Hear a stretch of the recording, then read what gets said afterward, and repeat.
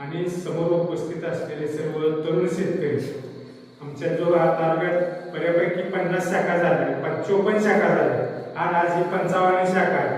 पण त्या 54 शाखेमध्ये इतके तरुण शेतकरी मला कुठल्याच शाखेत भेटले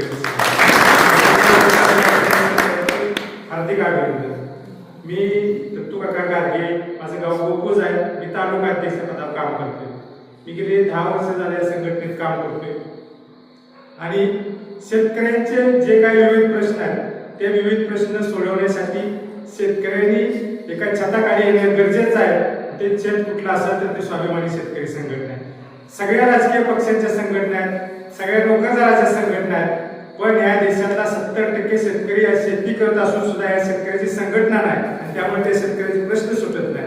आणि हा विचार डोक्यात घेऊन राजू शेट्टी साहेबांनी जी स्वाभिमानी शेतकरी संघटनेची स्थापना केली, संस्थापक अध्यक्ष आहेत ते, आणि कोल्हापूर जिल्ह्यात संघटनेची स्थापना केली आणि कोल्हापूर जिल्ह्यातून शेतकऱ्यांचा उठाव व्हायला लागला.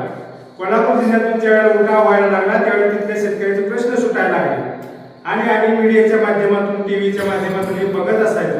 कोल्हापूर नंतर सांगली जिल्ह्यात संघटना जोमानं काम करायला लागली, पण आपल्या सातारा जिल्ह्यात काही संघटना शेतकरी काही एकत्र येत नव्हते. आणि हे सगळं बघत असताना मी स्वाभिमानी शेतकरी संघटनेत ज्या वेळेला प्रवेश केला त्यावेळेला या स्वाभिमानी शेतकरी संघटनेचे राज्य प्रवक्ते अनिलजी पवार, जिल्हा अध्यक्ष तानाजी देशमुख, आमचे सूर्यवंशी जाधव, संतोषजी तुपे, आम्ही सर्व तरुण शेतकरी, आम्ही सुद्धा शेतीच करतो. आमचा काय कुठला नोकरीला नाही आणि काय नाही, आम्ही सुद्धा शेती करतो.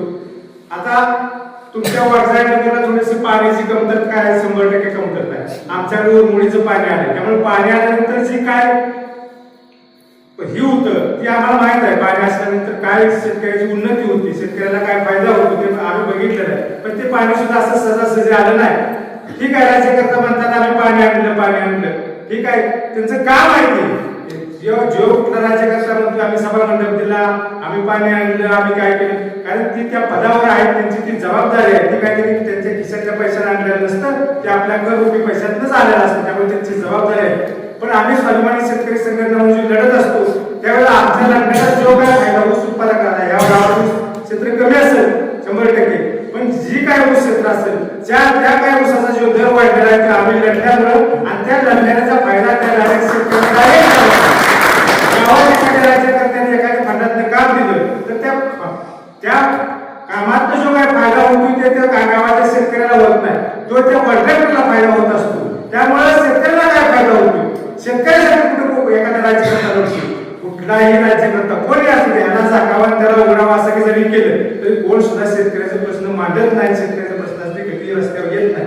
एकमेव राजू शेट्टीची स्वाभिमानी शेतकरी संघटना शेतकऱ्याच्या प्रश्नासाठी रस्त्यावर येते. त्यामुळं वागजाईनगर मधील सर्व तरुण शेतकऱ्यांना माझी तालुका अध्यक्षांना विनंती आहे की तुम्ही आम्हाला इथं बोलवलं, सायकलचं उद्घाटन केलं, पण तुम्ही 100% संघटनेच्या आपल्या प्रश्नासाठी, आपल्या उसाच्या प्रश्नासाठी, आपल्या विजेच्या प्रश्नासाठी, आपल्या महसूल कार्यालयाच्या प्रश्नासाठी संघटनेच्या पाठीमागे जास्तीत जास्त ताकदीने उभं राहा आणि तुमचे प्रश्न सोडवतो. आम्ही 100% तुमचे प्रश्न सोडवतो. तुम्ही आम्हाला इथं बोलवलं त्याबद्दल आमच्या संघटनेचा तालुका अध्यक्ष या नात्याने मी तुमचा आभार मानतो आणि माझे 2 शब्द संपवतो. जय हिंद.